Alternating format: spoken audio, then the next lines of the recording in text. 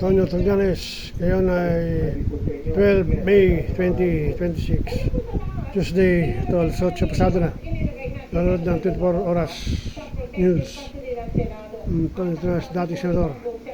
Interview ni Mel Chanco.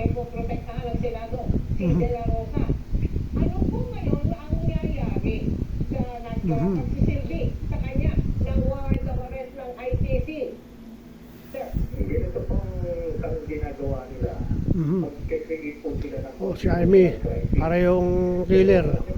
Yung ginawa ni Senator Cayetano, obstruction of justice yan. Kasi valid warrant po Obstruction of justice. ng ICC na transmit via the Interpol na sineserve po ng ating local authorities.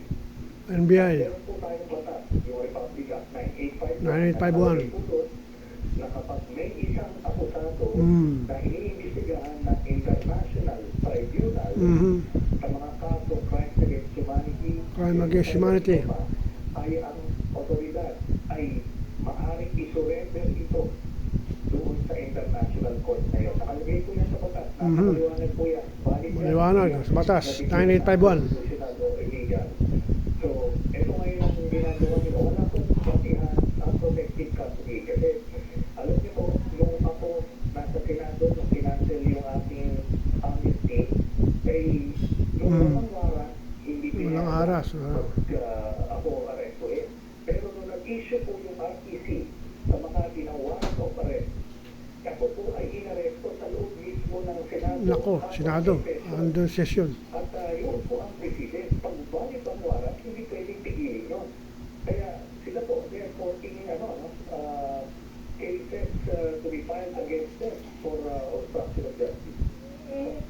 Pero sir, sasabihin mo ba po Article 6, Section 11, nakasaad na a senator or member of the House of Representatives shall be privileged from arrest while the Congress is in session. Para po yan sa mga offenses na may parusan, hindi hihigit sa anumang pagkakakulong. Hindi po ba? Ano po ang epekto ng provision ito? Nakaso yung Senador De La Rosa. Eh yun po, kaya nakalagay po doon, 6 years or below. Kasi dun sa kaso ko po, ako ay inaresto sa loob ng Senado. Ito po ay, reclusion perpetua, yung penalty note. Kaya hindi ako na-protection na loob ng provision na yan. Ito po, crimes against humanity, yun din po, life imprisonment ang penalty niyan. Kaya hindi siya pwedeng proteksyonan ng ganyang constitutional provision. Maliwanag naman po ito din ang napapama rito. Ito lang po, para maliwanag. Ito pong si Bato de la Rosa, ngayon ay nagpapabiktima